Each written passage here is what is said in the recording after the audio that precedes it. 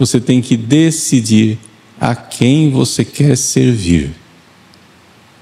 Ou você servirá a um senhor opressor, que faz com que você viva na região dos mortos, no cemitério, acorrentado, ferindo a si mesmo, enlouquecido. Sim, com uma grande força, porque ninguém conseguia se segurar em correntes, mas uma força destruidora. Ou você se submete à força de Jesus. Essa é a reflexão que o Evangelho de hoje nos leva. Vamos para mais uma homilia do nosso querido Padre Paulo Ricardo. E esse homilia é do Evangelho de hoje, dia 3 de fevereiro de 2025, São Marcos capítulo 5, versículo de 1 a 20. Esse Evangelho é referente a um homem que estava possuído por um espírito impuro. Isto é, estava possuído pelo demônio. Jesus expulsou o demônio do homem, e ele foi convertido por Jesus naquele momento. O Padre Paulo Ricardo explica sobre essas passagens do Evangelho e fala sobre Jesus e o demônio. E faz uma pergunta: a quem você quer servir? A Jesus ou a Satanás? Assista ao vídeo até o final, que é uma maravilhosa catequese. Não se esqueça de dar um like, de comentar, de compartilhar. Isso é muito importante para os nossos vídeos alcançarem mais pessoas. Muito obrigada e Deus te abençoe. O Senhor esteja convosco. Proclamação do Evangelho de Jesus Cristo segundo Marcos. Naquele tempo, Jesus e seus discípulos chegaram à outra margem do mar, na região dos Gerazenos. Logo que saiu da barca, um homem possuído por um espírito impuro, saindo de um cemitério, foi ao seu encontro. E esse homem morava no meio dos túmulos e ninguém conseguia amarrá-lo, nem mesmo com correntes. Muitas vezes tinha sido amarrado com algemas e correntes, mas ele arrebentava as correntes e quebrava as algemas. E ninguém era capaz de dominá-lo. Dia e noite ele vagava entre os túmulos e pelos montes, gritando e ferindo-se com pedras. Vendo Jesus de longe, o endemoniado correu, caiu de joelhos diante dele e gritou bem alto: Que tens a ver comigo, Jesus, Filho de Deus Altíssimo? Eu te conjuro por Deus, não me atormentes. Com efeito, Jesus lhe dizia: Espírito impuro, sai desse homem. E então Jesus perguntou: Qual é o teu nome? O homem respondeu: Meu nome é Legião, porque somos muitos. E pedia com insistência que Jesus não o expulsasse da região. Havia aí perto uma grande manada de porcos pastando na montanha. O espírito impuro suplicou então: Manda-nos para os porcos, para que entremos neles. Jesus permitiu. Os espíritos impuros saíam do homem e entraram nos porcos. E toda a manada, mais ou menos uns 2.000 porcos, atirou-se monte abaixo para dentro do mar, onde se afogou. Os homens que guardavam os porcos saíram correndo e espalharam a notícia na cidade e nos campos, e as pessoas foram ver o que havia acontecido. Elas foram até Jesus e viram o endemoniado sentado, vestido e no seu perfeito juízo, aquele mesmo que antes estava possuído pela legião. E ficaram com medo. Os que tinham presenciado o fato explicaram-lhes o que havia acontecido com o endemoniado e com os porcos. E então começaram a pedir que Jesus fosse embora da região deles. Enquanto Jesus entrava de novo na barca, o homem que tinha sido endemoniado pediu-lhe que o deixasse ficar com ele. Jesus, porém, não permitiu. Entretanto, lhe disse: Vai para casa, para junto dos teus, e anuncia-lhes tudo o que o Senhor, em sua misericórdia, fez por ti. Então o homem foi embora e começou a pregar na Decápole tudo o que Jesus tinha feito por ele, E todos ficaram admirados. Palavra da salvação.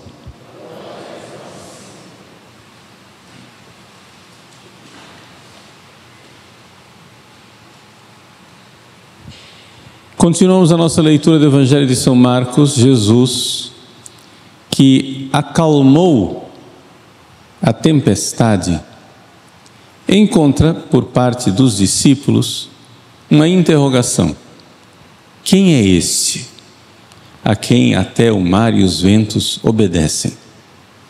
Os discípulos não sabem quem é Jesus. Ainda não. Estão descobrindo. No entanto, os demônios já o sabem. Quando Jesus começa a expulsar o demônio do homem possuído pela legião, o demônio diz claramente: que tens a ver comigo, Jesus, Filho do Deus Altíssimo. Os demônios sabem quem é Jesus. Os discípulos de Jesus ainda não sabem.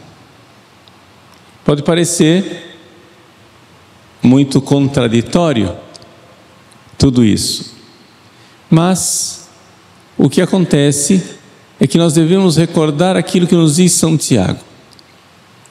Os demônios que conhecem a verdade, os demônios sabem que Deus existe, os demônios sabem que Jesus é Jesus e tremem.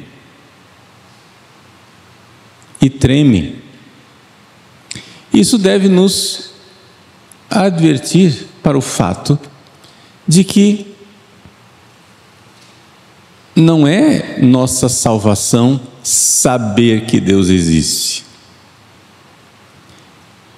A gente ouve isso com frequência, de pessoas, principalmente pessoas afastadas da igreja, que se acham virtuosas, acham que estão realizando uma grande concessão, porque dizem: eu creio em Deus. Ou seja, eu sei que Deus existe. Não, padre, eu sou um homem bom. Ou seja, como se o fato de uma pessoa não ser ateu já fosse suficiente para a sua salvação. Não. Os demônios não são ateus. Os demônios gostam de gerar ateus aqui nesse mundo, mas eles sabem perfeitamente que Deus existe. Os demônios gostam de lançar dúvidas em nossas cabeças. Será que Deus existe? Será que Deus não existe? Principalmente no meio do sofrimento. Quando as pessoas estão sofrendo angústias, adversidades, provações, os demônios vêm com aquela pergunta que está nos Salmos: onde está o teu Deus? Cadê? Por quê? Porque os demônios sabem que nós somos, por sermos seres humanos, nós somos meio cegos. Por quê? Porque nós não vemos a essência das coisas diretamente. Para saber o que uma coisa é, um ser humano precisa de uma reflexão. Os animais, como os porcos do Evangelho, não têm reflexão. Os demônios, como a legião do Evangelho, não precisam reflexão. Os seres humanos refletem. Vejam as 3 graduações aqui. Os porcos, os animais não conseguem refletir. Você mostra para um porco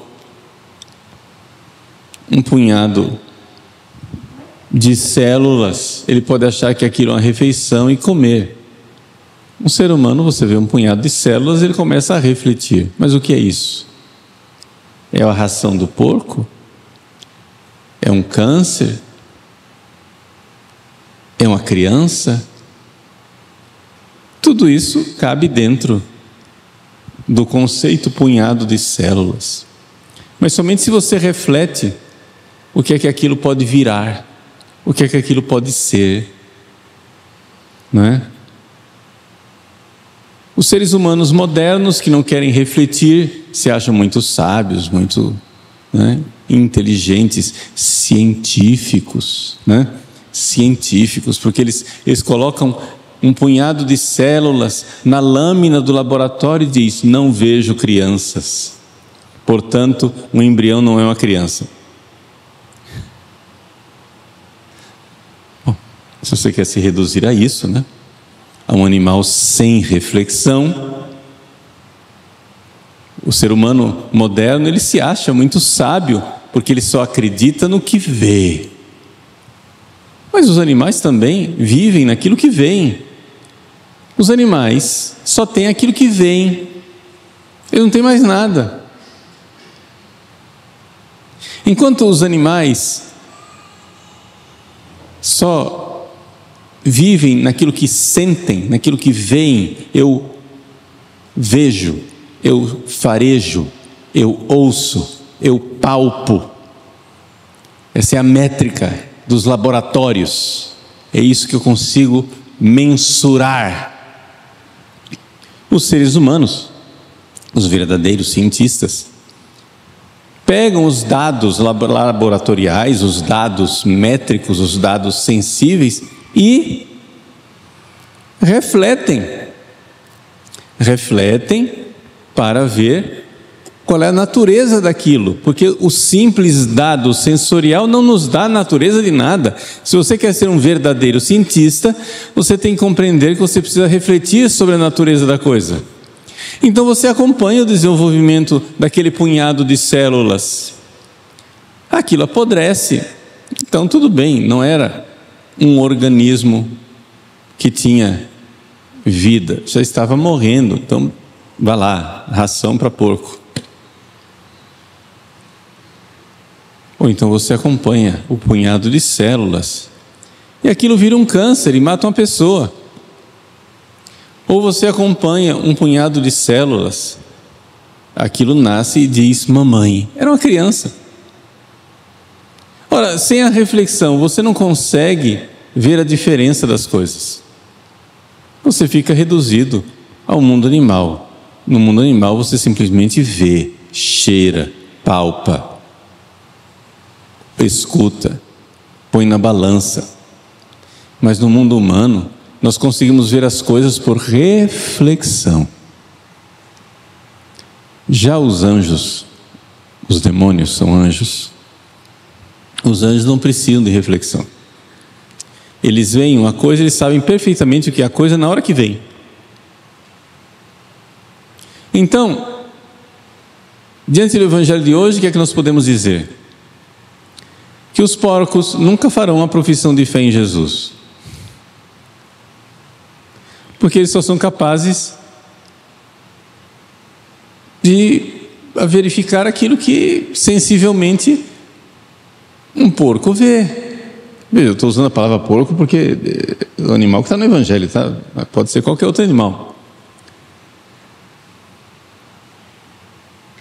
O porco não vai professar a fé em Jesus, ele não tem inteligência, ele não reflete. O anjo, ele pode, né? Ele pode ver quem é Jesus, e ele não precisa de muita reflexão para isso.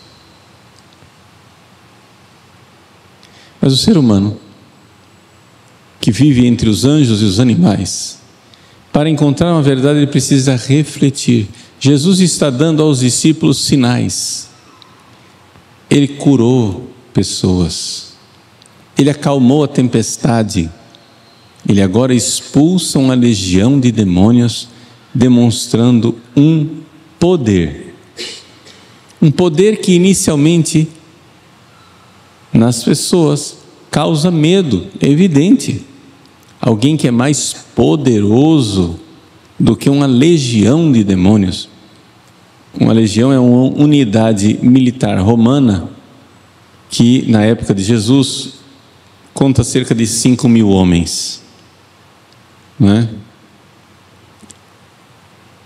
5.000 demônios, vai lá, Aqui não é colocado com um número exato, mas Jesus tem o poder de expulsar 5.000 demônios. E para mostrar que eram muito numerosos mesmo, 2.000 porcos se lançam no abismo. Então, ao ver isso, o que é que nós somos chamados a fazer? A refletir. Aqui tem um poder. Então a primeira coisa que o poder de Jesus nos faz é espantar. Se Ele pode mandar no mar e nos ventos, se Ele pode mandar numa legião de demônios, nós estamos em um poder aterrador, um poder que pode me destruir. Aqui estamos só diante do poder. Mas se a gente refletir, o poder foi constatado, mas se a gente refletir, nós vamos ver como essa pessoa usa o poder. Ele usa o seu poder para nos tornar melhores. Ele usa o seu poder para subjugar aquilo que nos oprime. Ele usa o seu poder como nosso Salvador e Defensor. A presença do poder pode causar espanto e medo, mas a presença do poder de uma pessoa boa pode causar consolação, conforto, segurança. Porque aqui no meio da noite, no meio de um pesadelo, as crianças saem do seu quarto e vão para a cama onde está o pai e a mãe, porque sabe que eles são mais poderosos. A criança viu várias vezes o poder do pai e da mãe resolvendo encrencas. Coisas que a criança não podia, o pai e a mãe puderam. Mas ela sabe que ela não pode, não deve temer aquele poder. Embora aquele poder muitas vezes tenha subjugado a criança, fique aí, obedeça. Não. A criança sabe que tudo aquilo sempre foi usado para o seu bem. Reflexão. A criança precisa ir compreendendo e crer na bondade. Estou dando um exemplo simples de cognição humana, para vocês entenderem que existe um outro processo cognitivo chamado fé. A fé é um processo cognitivo. A fé é um processo de conhecimento, onde, pela reflexão, por ver as coisas, por meditá-las, por estar em contato com aquilo que é a revelação divina, por estar em contato com Jesus, com a sua vida, nós vamos então experimentando quem é Jesus. É um processo. É nesse processo que Jesus está conduzindo os seus discípulos. Um processo que tem maravilhamentos positivos e espantos tremendos. Um processo que os faz pensar e refletir. E nós? Como é que nós nos relacionamos com Jesus? A reação das pessoas no Evangelho de hoje é dupla. Os gerazenos pedem para Jesus se retirar de sua região. É poder demais. Nós não vamos conseguir controlá-lo. Nós não vamos conseguir controlá-lo. Saia daqui, você está desequilibrando o nosso jogo de poder. Ou seja, os gerazenos querem ser os donos. os donos das coisas. É evidente que trata-se de uma região de pagãos. Os gerazenos não faziam parte do povo de Deus. E a prova de que eles não eram parte do povo de Deus, dos judeus, o povo escolhido, é que eles tinham porcos, animais impuros. Nenhum judeu cuidava de porco. Nenhum judeu criava porcos. Portanto, eram pagãos. E sendo pagãos, eles viviam exatamente naquilo que o homem possesso expressa. Todas as pessoas que vivem longe de Jesus estão debaixo de um domínio. É aqui a grande escolha que nós precisamos fazer nas nossas vidas. O mundo moderno, ludibriado pelo demônio, o mundo moderno, o homem acha que ele é dono do próprio nariz. Mas isso não existe. Você tem que decidir a quem você quer servir. Ou você servirá a um senhor opressor, que faz com que você viva na região dos mortos, no cemitério, acorrentado, ferindo a si mesmo, enlouquecido.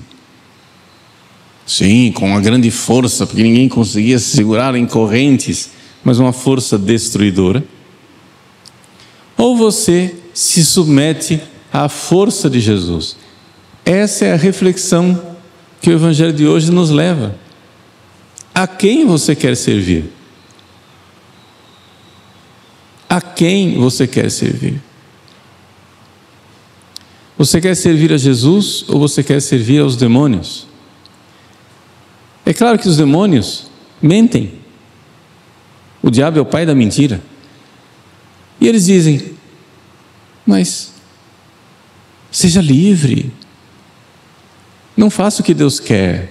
Porque Deus está querendo oprimir você, Deus está querendo subjugar você, Deus é um poder muito forte. Cai fora, fuja de Deus, vá para longe daqui, vá embora. Seja feliz, faça o que você quiser. Mande na sua vida. Quando na verdade Ele está conseguindo que Ele mande na sua vida. Porque se você não fizer o que Deus quer, você está fazendo o que o outro quer. Não tem escolha. Em última análise, você está servindo alguém. Ou você está servindo ao poder do Deus bondoso que gera a vida, que lhe dá a vida verdadeira, a vida eterna, ou você está servindo na região dos mortos. Aquele que é homicida desde o princípio. Essa é a sua escolha. Reflita. Você não é porco. Você também não é anjo. Reflita a quem você quer servir. Os gerazenos miseravelmente escolheram servir aos seus demônios, pedindo que Jesus se retirasse da vida deles. Enquanto isso, o que então era endemoniado quer se submeter a Jesus. Quando Jesus vai subir no barco, ele diz: Jesus, deixa eu ir contigo. E estranhamente Jesus diz não. Mas Jesus diz não, por quê? Porque submeter-se a Jesus é fazer o que Jesus quer. Você quer estar comigo? Então que a sua vontade seja minha. Faça o que eu quero. Vai agora. Você viveu muito tempo longe do convívio humano, longe das pessoas que amam você, longe de sua família. Você viveu nos cemitérios. Agora vai para aquelas pessoas que são sua família. Vai lá e fala das maravilhas que Deus fez por você. Porque eu não quero salvar somente você, eu quero salvar eles também. Também quero salvar os outros. Ao se submeter a Jesus, alegria de estar fazendo o que Deus quer.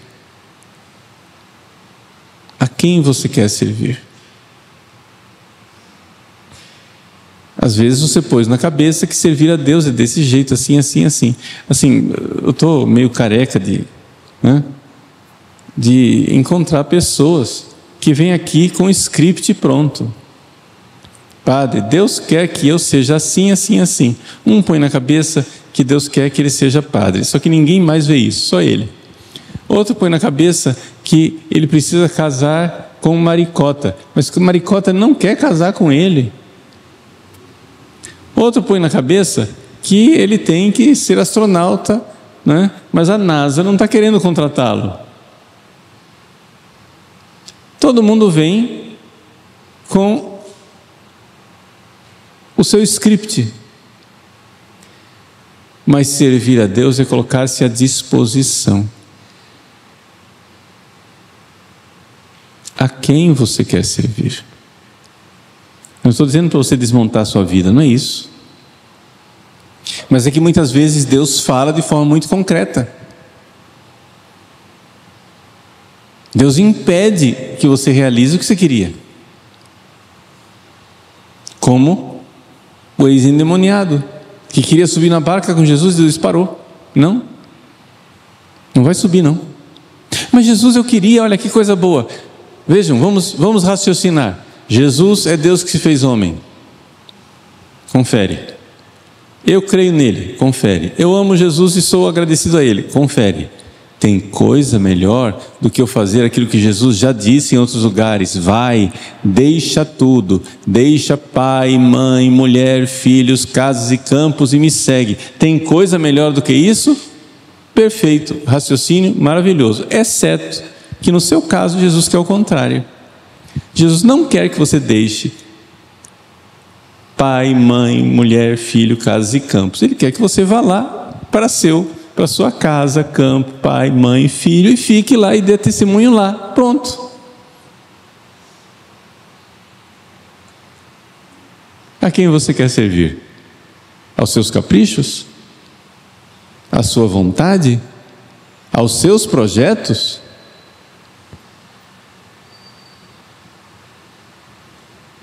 Então, meus irmãos, resumindo essa longa homilia, nós não somos anjos e não temos a visão intuitiva do que Deus quer para nós. Nós também não somos animais irracionais que vamos ter condenados a ficar batendo cabeça por aí. Não, nós podemos confiantemente ver todo o poder bondoso de Cristo e todo o poder destruidor do demônio, refletir e escolher a quem nós queremos servir. E a quem nós queremos servir quer dizer o seguinte: estar disposto a todo momento a seguir o que Jesus quer. Preste atenção, olhe para Ele, como o servo, o escravo, tem os olhos atentos na mão do seu Senhor, como a escrava tem os olhos atentos na mão de sua senhora. Reflita, pensa, esteja disposto a seguir a Deus. E quando Ele fecha uma porta na sua vida e impede que você realize o seu sonho, reflita. Talvez Deus queira que você insista e realize mesmo aquele sonho. Ou talvez Deus queira que você enxergue que Ele está abrindo outras portas e dando a você outras oportunidades. Não seja tão bitolado a ponto de achar que Deus tem uma fórmula única. Não, a casa do meu pai tem muitas moradas. Uns são chamados a ser padres, outros são chamados a se casar, outros são chamados a ser celibatários no mundo. Cada um com o seu dom, cada um com o seu talento, cada um com o seu caminho de santidade. É o seu caminho. É o caminho que Deus quis para você. Contraria a sua vontade? Que maravilha! Deus é muito bom quando nos contraria. Deus fez maravilhas. Vai, Gerazeno, vai para sua família, conta as maravilhas que eu fiz por ti e o quanto eu te contrariei, porque também isso é maravilha. Porque o poder de Deus, Ele é o Pantocrator. Ele tem o mundo em suas mãos. O poder de Deus é um poder espantoso, mas bondoso, tremendo para aqueles que o odeiam, maravilhoso para aqueles que o temem.